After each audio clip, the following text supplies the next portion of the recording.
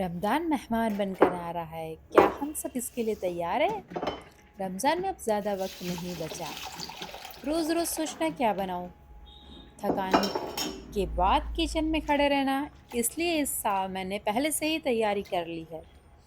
तो आप भी इस तरह पहले से तैयारी करके रखें ताकि ज़्यादा से ज़्यादा वक्त हम इबादत में दे सकें। यहाँ मैंने दही बड़ों की शुरुआत कर दी है। ये सिर्फ दही बड़े नहीं है, ये वो लम्हे हैं जो इफ्तार से पहले का स्ट्रेस कम कर देते हैं। सो मेरे बताए तरीकों पर आप भी ये दही बड़े स्टोर करके रखें और मुझे दुआएं दें। आप वर्किंग हाउसवाइफ हो या आप पीजी में रहती हो या कहीं भी, ये जो भी रेसिपी आज की वीडियो में मैं शेयर करने वाली हूँ वो बहुत ही ज़्यादा यूज़फुल होने वाली है। तो आप इसे ध्यान से देखें और कमेंट ज़रूर करना कि आप क्या रेसिपी स्टोर करने वाले हो। चलिए, इफ्तार का टाइम होता है, दिल कुछ ठंडा ठंडा खाना चाहता है। किचन में जाके समझ ही नहीं आता कि अब क्या बनाया जाए। तो अब इस रमज़ान ये नहीं होने वाला है। जैसे ही आप किचन खोलोगे, आपके पास पहले से रखे होंगे दही बड़े। ये दही बड़े इस स्टाइल में बनाए जाएँगे कि आप इसे ईज़िली 1 महीने तक आराम से स्टोर कर सकते हो। और कभी घर पे अचानक से मेहमान आ गए, कोई इफ्तार पार्टी हो गई या कुछ भी हो, टेंशन की बात ही नहीं है।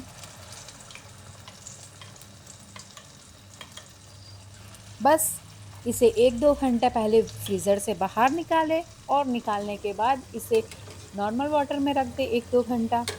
आपको वैसे ही जैसे हम अभी फ्राई करके बनाते हैं वैसा ही सेम टेक्सचर मिलेगा और आपका बहुत ही ज़्यादा टाइम सेव होने वाला है।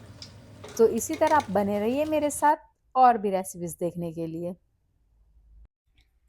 दही बड़ों को मैंने रूम टेम्परेचर पर आने तक के ठंडा कर लिया है।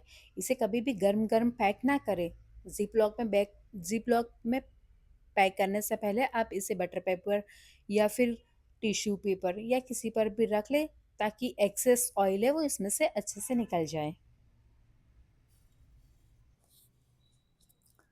रमज़ान के खाने में छोटी चीज़ें सबसे बड़ा फ़र्क लाती है।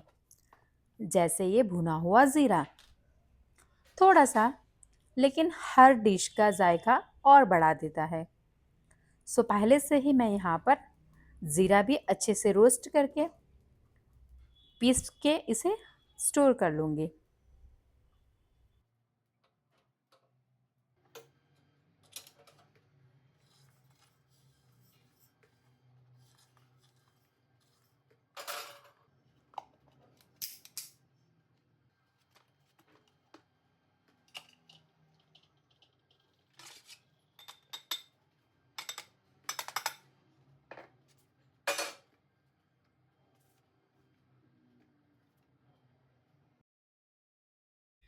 इमली की चटनी के बगैर इफ्तार अधूरा सा लगता है।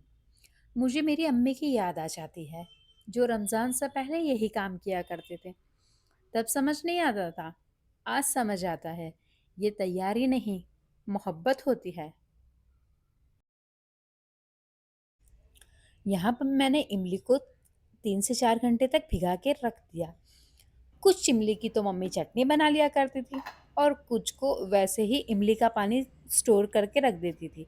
वो बिना उबाले इमली का पानी स्टोर करना पानी पूरी का पानी बनाने में आसानी के लिए होता था।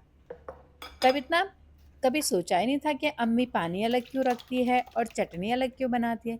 लेकिन आज किचन संभाला तो पता चलता है कि ये छोटी-छोटी चीज़ें आपका कितना टाइम बचाती है और कितनी आसानी करती है रमज़ानों में।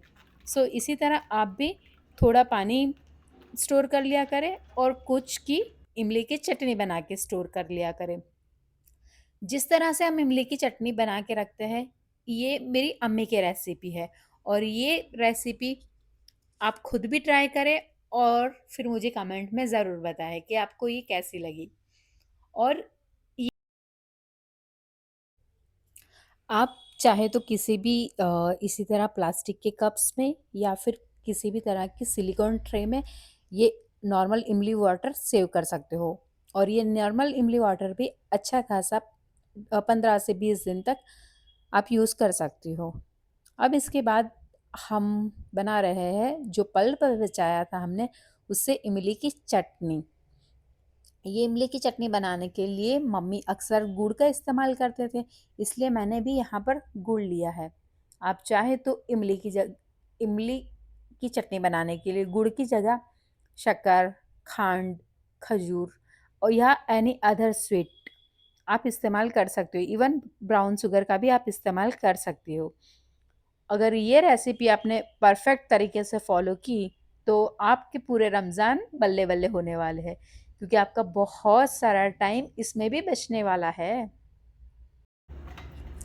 जिस तरह हम हर माहौल में ढल जाते हैं, इस ही तरह से हम गुड़ को भी अच्छे से अंदर ढाल लेंगे, अच्छे से पिघाल लेंगे। जब तक कि गुड़ पिघल जाएगा तब तक इमली को अच्छे से बॉईल होने देंगे, कम से कम 10 से 15 मिनट।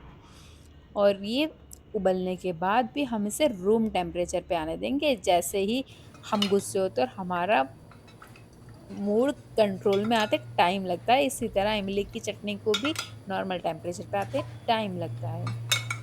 जब ये नॉर्मल टेम्परेचर पे आ जाएगी, इसे हम बॉटल में भर के या किसी एयर टाइट जार में भर के नॉर्मल, इसे फ्रीज़र में नहीं रखेंगे, हम नॉर्मल रेफ्रिजरेटर में नीचे ही रखेंगे 1 महीने तक। अब हम आ गए हैं मलाई बोटी चिकन टिक्का पर। रमज़ान का मतलब ये नहीं कि हम पूरा दिन किचन में गुजार दें। रमज़ान का मतलब है कम मेहनत, ज़्यादा इबादत और ज़्यादा सुकून। अगर आप भी चाहते हैं कि इस रमज़ान थकान कम हो और वक्त में बरकत ज़्यादा हो, तो थोड़ी सी शुरुआत अभी से कर लो।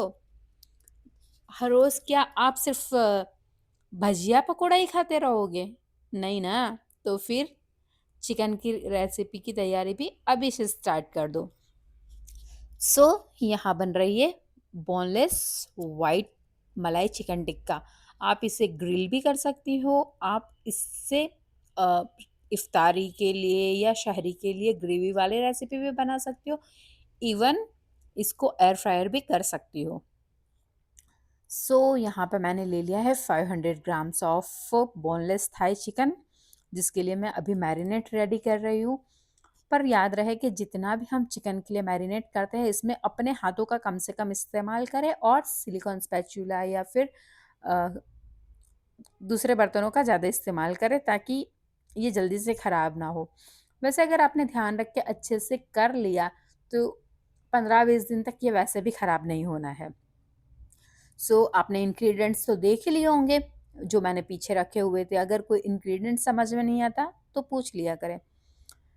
इसमें ब्लैक पेपर है, white paper, salt, ginger garlic paste, दही, हंकड़े और क्रीम, अमूल का फ्रेश और ऑयल। ये बन गए हैं ऑलमोस्ट। मैंने इसको मैरिनेट कर लिया। मैरिनेट करने करने के बाद फ़ौरन ऐसे स्टील कंटेनर्स में आप इसे भर के रख दीजिए। अगर आपके पास स्टील कंटेनर्स नहीं है तो सेम अगेन ज़िप-लॉक बैग करके रख लीजिए। इससे भी आपके लिए बहुत आसानियाँ होने वाली है आगे। ये मैंने वाइट बनाया है, आप चाहे तो ग्रीन चिकन टिक्का कर सकते हो, रेड चिकन टिक्का कर सकते हो। थोड़ी रेसिपी चेंज है, बट अच्छा रहेगा, ईज़ी रहेगा।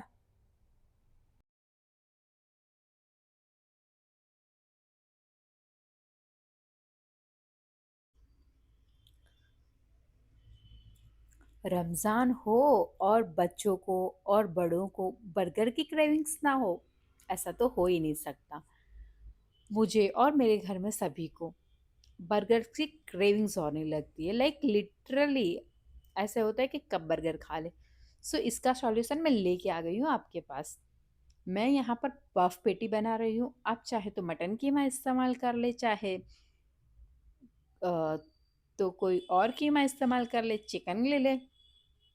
बर्गर बनाने का सही मतलब है कि उसका टेक्सचर अच्छा हो, जूस जैसे बाहर मिलता है। वरना घर वाले कहते हैं बाहर जैसा तो है ही नहीं।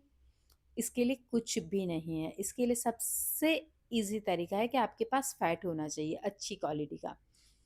बस बर्गर का अच्छे बर्गर, जूसी बर्गर का एक ही राज़ है, इसका फैट और बेसिक से मसाले, white pepper, black pepper, salt and soya sauce. इन सबको अच्छे से मिक्स कर लेंगे और मिक्स करने के बाद किसी भी तरह का ढक्कन ले ले या कोई कुकी कटर ले ले, उसमें आप शेप दे दें बर्गर पैटी का। जितनी बड़ी रखना चाहे उतनी बड़ी या छोटी अपने हिसाब से आप कर ले बस। और इसे स्टोर कर ले। मैंने यहाँ पर ऑलमोस्ट 6-7 पेटी बना ली थी 200 ग्राम्स कीमा। और यह याद रखें कि आप 80% कीमा लेंगे, उसके अंदर सिर्फ 20% फैट लेना है। और बस अपने हिसाब से शेप दे और इसे भी सेम हम स्टील कंटेनर में या फिर जिप लॉक बैग में स्टोर कर लेंगे। तो चलिए आगे भी रेसिपीज आती रहेंगी। अगर आपको मेरी वीडियोस अच्छी लगती है, लाइक शेयर एंड सब्सक्राइब। और आप क्या देखना चाहते हैं रमज़ान सीरीज में, और आपने क्या क्या प्रेपरेशन करके रखे वो मुझे कमेंट में ज़रूर बताएं। और मुझे ये भी बताएं कि आप लोग कहाँ से मुझे देख रहे हो और आपके यहाँ कितने घंटे का रोज़ा होने वाला है। मेरे यहाँ तो 13 आवर का रोज़ा होने वाला है।